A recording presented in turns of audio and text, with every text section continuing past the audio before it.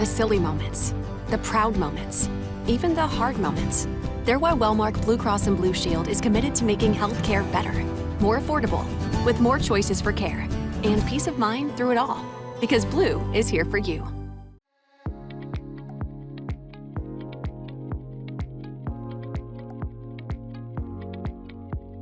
Welcome to the Made in Iowa podcast presented by Wellmark Blue Cross and Blue Shield.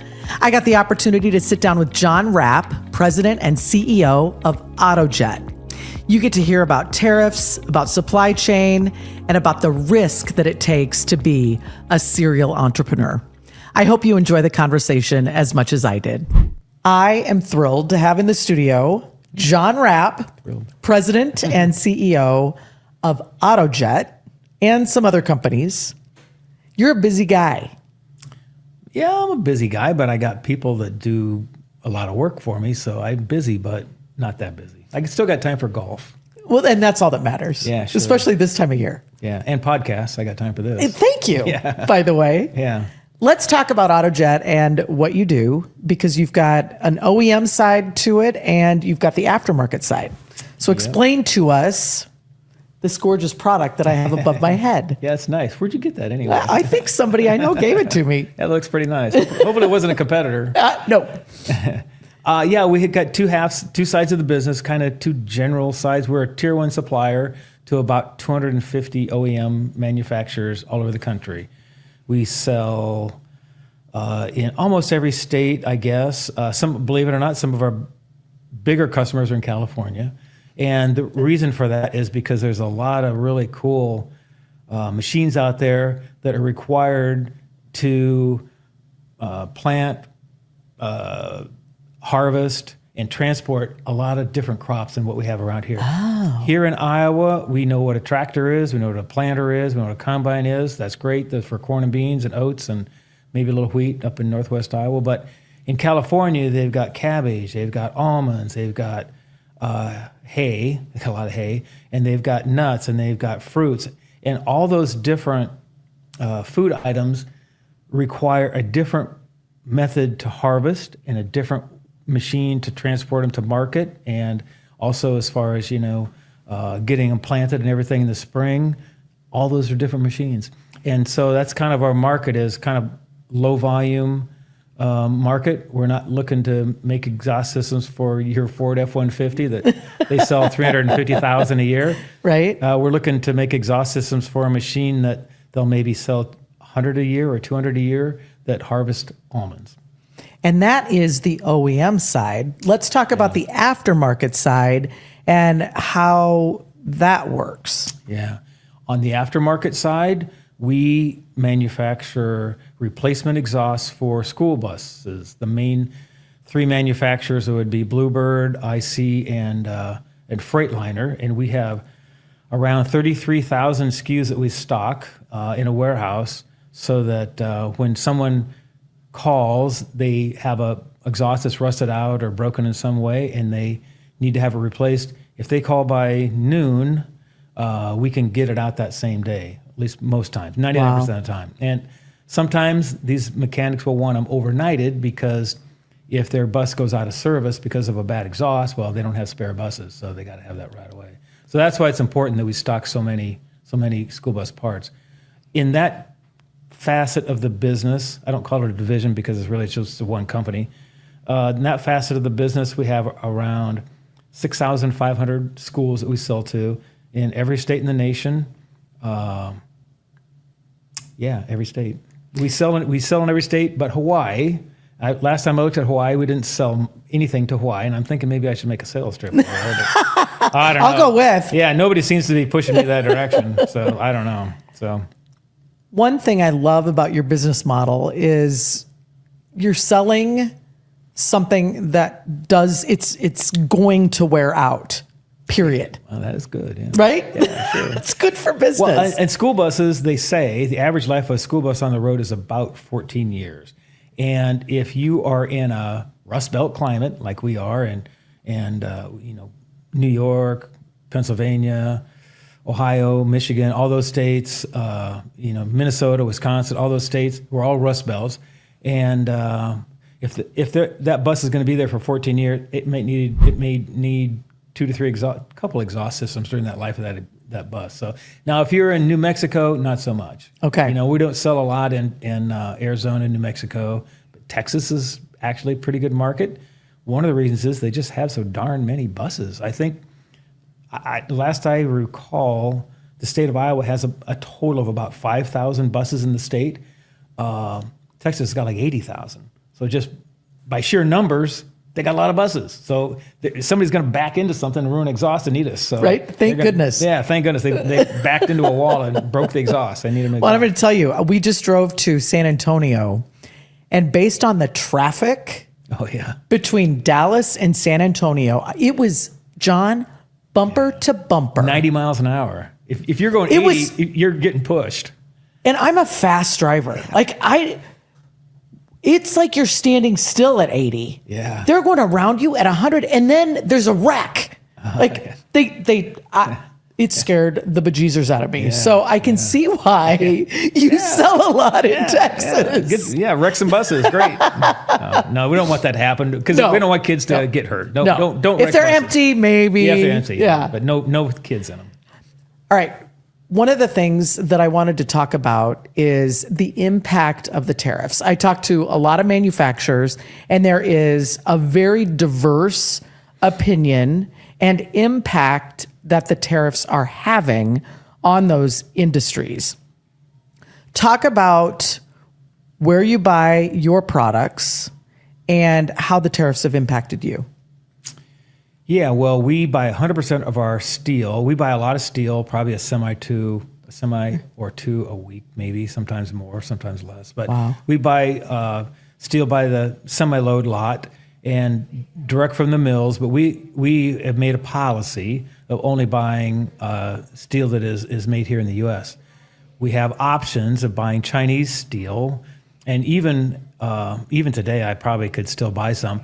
Sometimes they would sell direct before the tariffs, and now they kind of sneak it through Mexico. And I think they still get it here somehow.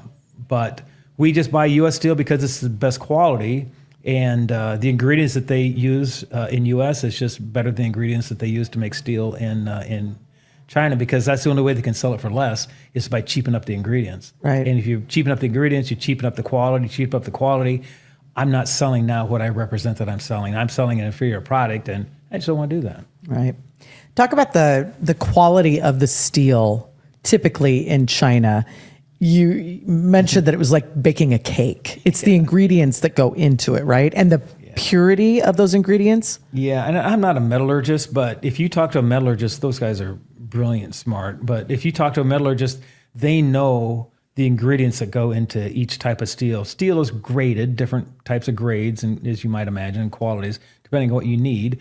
Obviously, I mean, for example, if you're building a bridge, you need a pretty high grade of steel. If you're building a little toy out of metal, you don't need that big of a high of a quality of steel. So, the metallurgist could tell you it's maybe a little bit like the example he was baking a cake. You got some eggs, you got some flour, you got some sugar, you got some chocolate, whatever you're putting in there. Well, you can always buy cheaper chocolate, or you can leave some of the flour out, or you can leave some of the sugar out and not put as much in as you otherwise would have. And it might taste sort of the same, but it's not going to be exactly the same as represented. And that's how I would kind of explain the metallurgy aspect of the steel that we buy. One of the things I appreciate about your brain is you see opportunity everywhere and adjacencies within your business. You are, I would call you a serial entrepreneur, and you've got an eye for a successful business. Because you bought AutoJet, correct? Yes. How did you find it?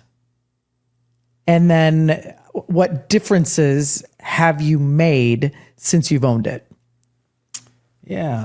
Well, ironically, the guy that I bought it from lives about 5 doors down from me. I love it. That's kind of funny.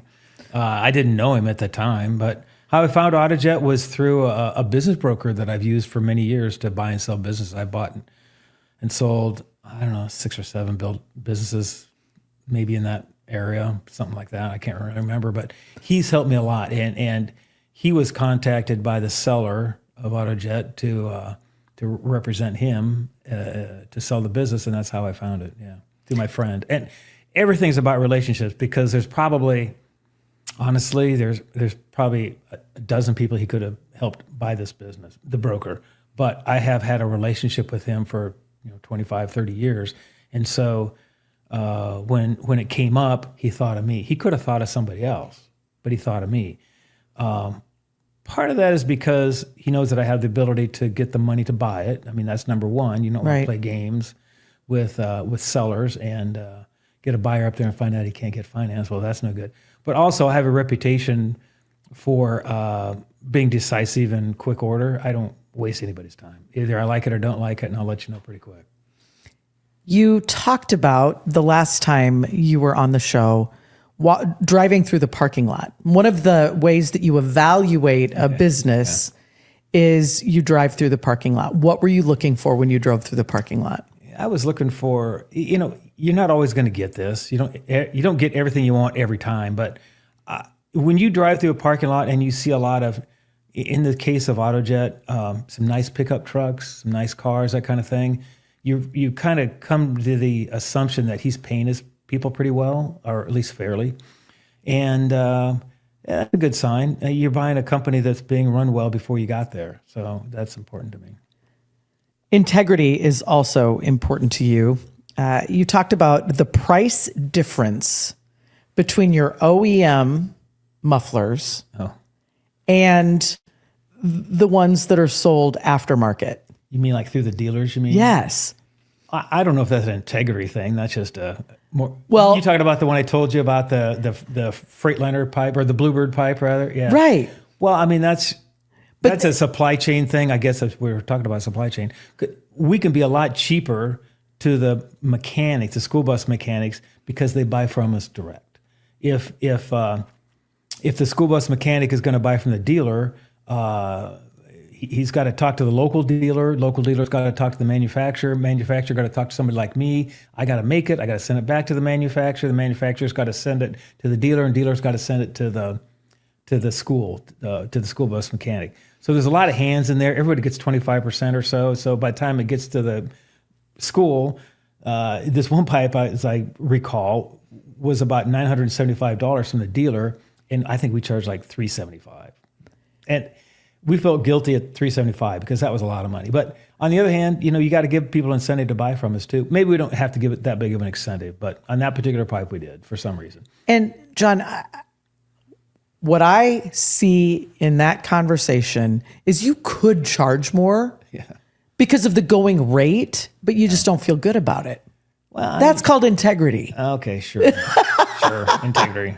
It's integrity. It's guilt, I think. It's just guilt. It's like, geez, guys, how much do we need? All right, I want to grab this pipe, and I want to talk about your workforce. Okay. And the art that I feel goes into it. One of the challenges we have in the state of Iowa is driving our young people into meaningful manufacturing careers. A lot goes into this. If you start at the very entry-level position at AutoJet, ultimately these have to be packaged, right? Yeah. And shipped. Yeah. So for any young person today that is looking for a meaningful career path, they could come apply at AutoJet. What do they need as far as background, experience? What are you looking for? Let's just start in your most basic shipping position. Yeah, sure. We just want somebody who, I think I used the word a sponge, somebody who wants to learn and is willing to learn. And I mean, it's just, and somebody that shows up.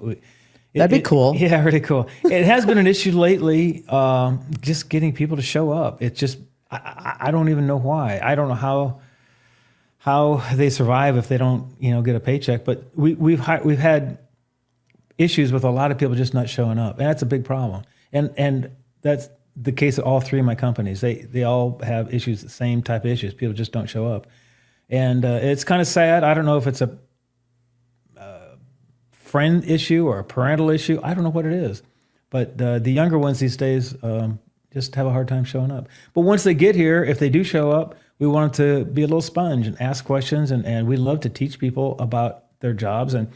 And I can think of a person that I just actually promoted yesterday or this morning to a very high-level management job that started out as a worker. And it took him about 5 or 6 years. But this young man is just amazingly talented. I don't think he's got a college degree. I don't really care. But I don't think I've even looked into it to find out if he did or didn't. But it didn't really matter. He can learn things on his own, but he's a sponge. He really wants to learn about what we do. And then he offers, his advice into things. And yeah, he got a very high paying job this morning. And he started as a laborer 5 years ago, but he has ambition. He has good ideas. He's smart. And I would say a lot of our guys are smart. You really can't work there if you don't have a pretty good head on your shoulders. You have to be pretty smart. And John, when you say high paying job, we're talking 6 figures. Yeah. After 5 years, starting in just as a laborer. Right. That's amazing. Yeah, right. And I was happy to pay it because he's worth it. All right. I want to get into welding and the type of welding that you do. If you can see, this is very thin metal. And so it makes it a little bit more complicated, right? It's tricky. It is tricky. Yeah.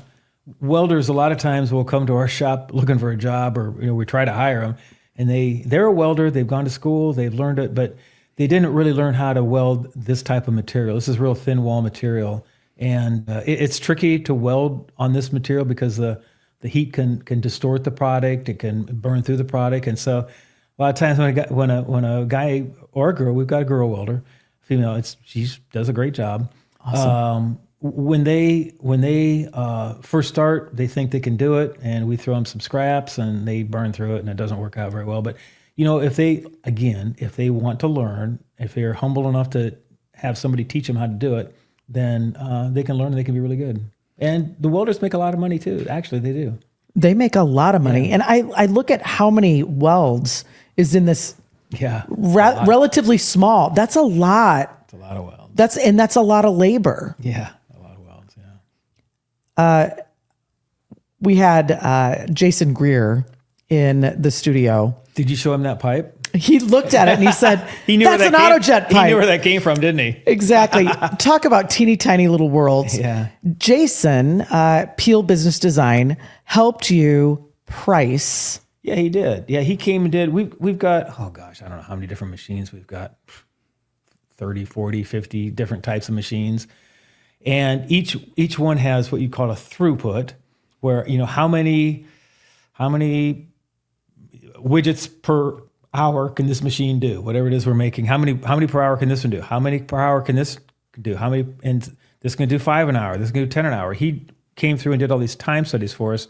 And I'd recommend Jason Greer if you ever need something like that done. He's a really smart guy, really brilliant guy. He's been a friend for mine, and his family has been a friend of my family for 25 years or 20 years, maybe. It's been a long time. And you go back to relationship. Yeah. Oh, yeah. Relationship. Yeah, exactly. That's exactly what it is. And you hold on to them. Yeah. And I didn't really finish that thought on how I got the business. When you asked about relationship, I was going to mention, I also had relationship with bankers. And for any young person out there wanting to get into business or grow a business, find a bank. Not a credit union, I'm sorry. Get like a regular bank, preferably a local community bank where you can get to know the banker. Tomorrow morning, actually, at 8 o'clock, I'm having lunch with a young man. He's 31, very ambitious guy. He's doing some remodeling for us. He wants to flip some houses, and he's got couple other businesses he's doing. One is he rents out campers, and he's got an auction site. He's got a lot of things going on. He does not have a banker. And so I kind of picked a bank that I thought would be a good fit for him. And I'm having coffee with him, the business development officer for that bank, Kim Butler Hedges, if you know who she is. Community State Bank, Community right State across Bank. the road here. Yep. Kim is a great banker. And also the lender that would actually be a hands-on lender that would work with him. He lives in Waukee, so we're going to meet out in Waukee. But I want to introduce this guy to a legit banker that can help him grow. I wouldn't be where I am if it had not been for banks. And I don't want to get off on this sidetrack, but Don Coffin is retiring soon from Bankers Trust, and I owe him all the praise in the world, all the thanks in the world. He helped me buy AutoJet. I had worked with Don when I was at Hawkeye Bank. He was a senior lender of the bank in Des Moines. I was president of the leasing division for that same bank, Hawkeye Bank. But I got to know Don. Well, Don moves up in the world in banking. He was about the same age as me, but he's moving up. Next thing you know, he's senior lender at Bankers Trust 12 years ago. And I needed to borrow a significant amount of money for AutoJet. And frankly, I'd been turned down a few spots. West Bank didn't want to do it. Northwest Bank did not want to do it, and a couple others didn't want to do it. So I get Don on the phone. I hadn't even thought of Bankers Trust because I didn't bank there, but I called Don. I've known him for this time 30 plus years, and I explained the deal to him over the phone. It took me probably 20 minutes to explain it to him, and he said, "If everything you said is true, I'll approve it." No kidding. I borrowed a significant amount of money from Bankers Trust on a phone call. And it took some time to get it through credit committee, but he was head of the credit committee, so I knew it was going to happen. Right. No one's going to argue with Don about that. Well, so then fast forward, then Don is now president. He took over Suku's job, I guess. And I'm telling you, if it were not for Don Coffin, Bankers Trust, and Todd Wishman, who became my banker, I don't know if you Todd or not. Todd's a great guy too. Todd was actually the banker that Don passed on to me. Because Don's not a banker, he was a credit guy. So, right. I would not be where I am. I guess my point is, if you're young, you want to get going, find yourself a good banker, have a 35-year relationship with the guy or gal. Kim's a gal, obviously, and I've got a 35-year relationship with Kim too. And have a relationship with them, get to know them, but more importantly, have them to get to know you, because there's three C's in lending: character, collateral, and repayment? What's that? There's three C's. I can't remember the third C. Credit, collateral, and something else. Anyway, character. Character. That's what I'm talking about. Yes. Yes. Character, credit, and collateral. Well, I didn't have collateral. I did kind of have cash flow, so I guess that was good. But I did have character, and Don knew that. And that's what got me the deal. In these other places, they liked me. And actually, Community State Bank wanted to do it. Ron Nagel was the banker at that time, and he wanted to do it, but they had a little issue going on with the regulators at that time. I don't want to get into that because that's history, but they had a little regulator issue, and so they couldn't loan any money at that time. But Ron Nagel and I go way back too. Ron Nagel would have done it had he been able to, but he just was not allowed at that time. Now they're 10 times bigger than that now, and they would have no trouble with it now. But talk about your appetite for risk as a serial entrepreneur. Have you always been a risk taker, or do the risks pay off? And so as the stakes get higher, you're able to handle it more easily? Well, the risks get bigger. Right. No, I'm a riverboat gambler. That's just the only way I can try to. One time I used this analogy to try to explain to people what I do. It's like you're at a swimming pool, an outdoor swimming pool, and there's a high dive tower, and you're on the top of the tower, and you're on the edge, and you're going to jump off. And you don't know for sure there's water in there. Now you're at a swimming pool, and you're pretty much assuming there's water in there, but you don't know for a fact that there's water down there. And you jump anyway. And that's kind of what I do. I take risks that most people wouldn't stomach. I agree with that. Talk about a time that a risk didn't pay off for you.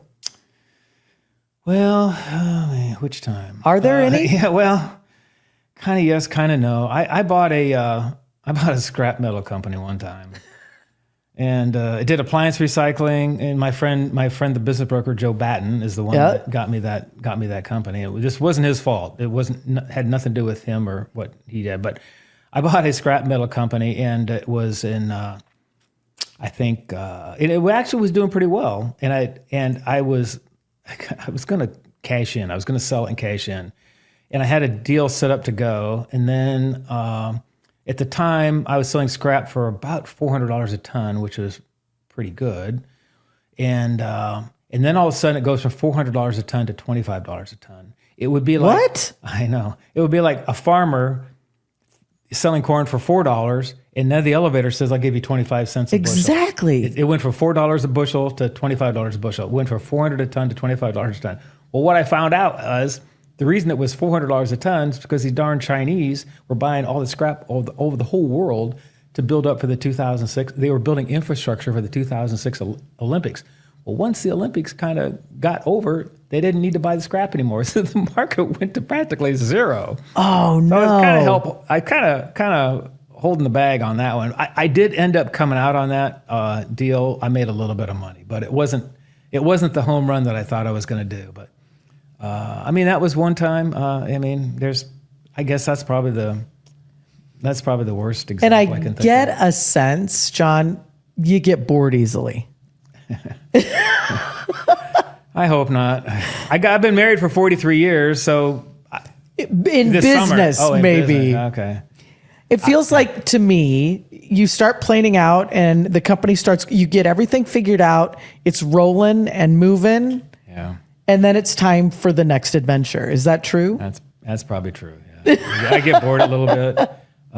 But luckily I've got people that work around me that don't get bored, that they want to do a good job and all that stuff. So, and they help me out with I call it business ADD, I guess. Yeah, exactly. ADD. Talk about the importance of sales and relationship in your sales. Oh yeah. Well, I got got a great example about a few days ago going on with that. I have a new business that I bought over in Western Iowa here in September of 2024. And it kind of stayed about the same until January of this year. It was through 25. I kind of went through a process of I wanted to gear the company up for growth. So I built a new building and I bought some automatic equipment that would help make it more efficient and quicker and better, better for employees too, all that stuff. And it kind of, the sales really weren't happening. And then all of a sudden January 2026 comes and now it's exploded. And so sales are up. The work in process is up 800% on this company. 800%. And I cannot hire people quick enough to do the job because you might be able to hire them, but they don't know anything. It takes, a while to train them. But even once they get trained, and then it's growing more every time. But the reason I bring this up is because the reason I say that relationship is important is because we are egregiously late to a very big customer on some products from that company.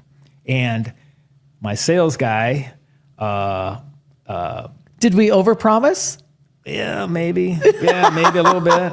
My sales guy on Monday night drives over to that factory. He's got a pickup truck. He throws a bunch of orders, not everything they wanted. I think they wanted 120 of these products, and we could only get them like 15 or 20 or maybe 30. We couldn't get the whole order. But he threw it in the back of his truck and drove to St. Louis and was at their dock 6:30 a.m. Tuesday morning for the customer. The customer is very angry about this, of course. They're mad. Where are the rest of them? Right. But relationship comes in the form of he smooths it over with the guy. He has a good relationship with the customer. And the customer's like, okay, fine. We're not going to yank all this business from you. We're going to continue to do business with you. But that would not have happened had that sales guy not had a good relationship. He goes out to dinner with them, I think, Tuesday night and takes the buyer and his wife and probably got dog food for the dog and cat food for the cat and got everybody taken care of in that family. Do the kids need braces? What do we got to do here? And anyway, he took care of that. He took care of that situation just over relationship. And it's the same thing that, Don Coffin was for me, was relationship. And so, yeah, it's all about relationship. I mean, I'm not saying you can get away with that kind of thing, egregious error forever, but it helps smooth things over when you make a mistake or things don't go your way if you have a relationship with that person. And John, it's really easy, especially I think a lot of our youth today, to hide behind a computer or hide behind a telephone instead of showing up in person. Because when you look someone in the eye, you know their sincerity. Right. You know they care. Right. Well, and you know something about that person. Like the first thing I noticed when I came in this studio is that there's a Brock Purdy jersey up there. So, I mean, I love Brock Purdy. I think he's a wonderful guy. I'm not an Iowa State fan necessarily, but I guess we'll let him stay. Yeah, I don't know. We're far enough in. We're not going to kick him out of the Jack studio Campbell now. Probably better than the average guy there last week at his speech. But I know now something about this studio, the owner of the studio. He's an Iowa State guy, so that's cool. I mean, I respect that. But now I know something because I'm here and I'm looking around. I see stuff.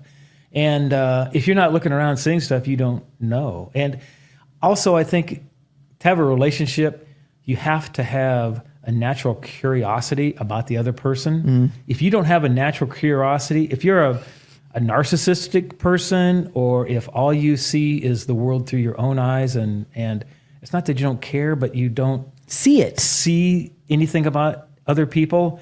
Yeah, well, for one, it's a lonely life, I'd say. Right. But also, you're not going to succeed very well, I don't think. You just have to take an interest in other people, and those relationships come from that interest. And it has to be genuine, too. It can't just be a fake interest, because people will see through that sooner or later. But if it's a genuine interest in somebody else, it really helps to build that relationship. And then the other thing relationships do for you, too, is I'm trying to think of an example of this, but well, kind of. I'd say this example would be like with Joe Batten, who's referred so many businesses. I have a good relationship with Joe, so when something comes up, he'll refer it to me instead of maybe somebody else, because we have a relationship together. Some random guy shows up at his office, says, "Hey, I got all this money. I want to do this. I want to do that." Who cares? I mean, he's gonna refer it to somebody that he knows, and so those are just situations I could randomly think of where it's helped me over the years to have good relations with other business people. Yeah. Another characteristic that you have, so we've got the integrity, we've got a curiosity, humility, I think is also. I thought you were going to bring up the ADD thing. We've got that in common. Okay, can you delete that out? I got that one. But talk about humility in all facets of AutoJet, a career path within AutoJet. How important is humility? I mean, you know the answer to that. Yep. It's very important. I mean, you get too proud of yourself. Employees won't want to work for you. They don't want to work for some arrogant jerk. They don't want to do that. They want to work for somebody that is decent to work with. Humility is a big thing. And it's probably a problem, too. I mean, it's not easy to think like that all the time. I'm sure I get sideways with myself and get a little too proud of myself from time to time. But ironically, I told you the story about the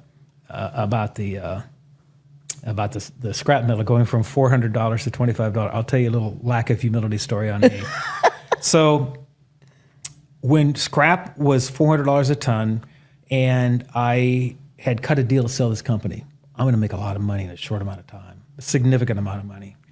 And for me anyway, not for some people, but for me it was a lot of money at that time. And I remember I had a Mustang convertible, and it was a nice little car. And I remember driving in that convertible, smoking a cigar with the top down, thinking about all this money I'm going to make. I've made it. This is going to be my ticket, whatever. And like literally 2 weeks later, scrap goes to $25. So I actually felt so convicted by that lack of humility that I actually typed that whole thing up in a letter and sent it to all three of my kids just to show them I love that. That just happens. This is what happens, man. When you get ahead of yourself, God's gonna bring you down to earth somehow. And He brought me down to earth to a tune of a lot of money. And I'm still here. And I survived. But I didn't die. But I would have been further ahead had I not had that little arrogance issue. But no, it was coincidentally. I just brother, what am I saying? Let's talk about tenacity as well. You talked a little bit before we turned the mics on about the company in Nebraska. that you could not get in the door. Yeah. You tried and tried and tried to cultivate a relationship. Talk about, again, the tariffs and how that impacted the opportunity with that company and what happened. Yeah, well, that's good. That's a good question. Well, so this is a company out in Nebraska that buys a lot of exhaust systems that AutoJet makes, and we could very easily make their product, and we're really close. And so my sales guy's been calling on for 4 or 5 years, and just not getting anywhere because they're buying all their products out of China for about half of what we could sell them for, even though we're in one state over. They can get them from China for half price. Well, now tariffs come in, and we get a phone call from them. They want to know if we could quote their parts, and we did quote a bunch of parts for them. So yeah, so that was an example where tariffs work great for me. Right. It's called, I think, reshoring is what they call it. Yep. I like to call it. Yeah. Let's talk about the future. You've got some opportunities in front of you now. What excites you the most about the next year or two? Oh, so this new company I bought over in Western Iowa, Neola, that one really excites me the most. And I mean, there's a lot of things that excite me about it. One of the big things that excites me about is now I've got people over there that prior to AutoJet acquiring it, they were doing okay, but it was a small business, and the seller couldn't provide health insurance. It couldn't provide any life insurance, let alone 401k or profit sharing. So now AutoJet buys it, and now we have all that stuff. We pay for half of the health insurance. We pay for all of the dental insurance. We pay all the life insurance, all the disability. We pay 100% of that, and we do a 401k match, like half of up to something, 6% or something like that. And then we have a profit sharing at the end of the year. We share some profits. So they didn't have any of that stuff before, and now they got all that stuff in a little itty bitty town of 800 people, which is nice. Wow. But also because of the growth going on over there, because of that, now I get to promote people. And we gave this young lady a pretty sizable raise, I guess, here the other day. Great young lady, great worker, great attitude, but the other guy couldn't pay her. Well, I mean, he paid her okay, but I gave her a big raise. Wow. And that's kind of fun. And we're putting in some structures. I'm not big on layers of management, but you got to have a little bit of structure. But most importantly, I'm putting in systems to run the company, which I've had a belief for a long time that people don't run companies, people run systems, systems run companies. And because of that is how I'm able to probably multiply myself in many ways, or kind of, it's like rinse, repeat, do the same thing in all these different companies. And it's kind of a formula that's worked every time I've done it. So I don't know. Talk about the leaders within your organization that you're developing that will take your businesses to the next generation. You feel good about it? I feel great about it. First off, none of them take themselves very seriously. And I don't take myself very seriously. If you go into the sales office at AutoJet right now, underneath or behind the desk of everybody in that office, there's a Nerf gun and a machine Nerf gun or some sort of a high-powered Nerf gun. And they don't do it when I'm there because they don't want to embarrass me, I guess. But when I leave, they'll have fights with each other, Nerf gun fights, and just fun stuff like that. I mean, life is short. None of my managers, they all have a smile on their face every minute of the day. And if they're not smiling, I punch them in the shoulder. What's wrong? What's going on? I mean, why aren't you smiling? Why aren't you having fun? Have fun. I want to have people work at AutoJet and my other companies who want to work there. Now, I realize everybody has to work, or most people have to work. I have to work. I want to work. But I want people to work for me who want to be there. And that's probably not true of every minute of every day, but for the most part, I think most of the people that work at AutoJet or my other companies are there because they want to be there, not just because they need to be there. That's my goal. Awesome. John, as always, it has been a delight. You are a light in manufacturing in Iowa and are improving the livelihood of a lot of communities here. Yeah, that's really fun. Honestly, at this point, I get a bigger kick out of that than anything. I'm telling you, and when so many of these small communities lose a manufacturer, terrible. It's devastating. Yeah, not only to that community, but to the surrounding communities. In the schools, and the grocery stores, and the gas stations, and you go on down the list, the hardware stores, and all those places. Yeah. So thank you for what you do for economic development all across the state. It is much appreciated. Okay, yippee. Thank you for tuning in to Made in Iowa. Subscribe, like, and share wherever you listen. Catch episodes weekly from the Iowa Everywhere studio on the BPC streaming network.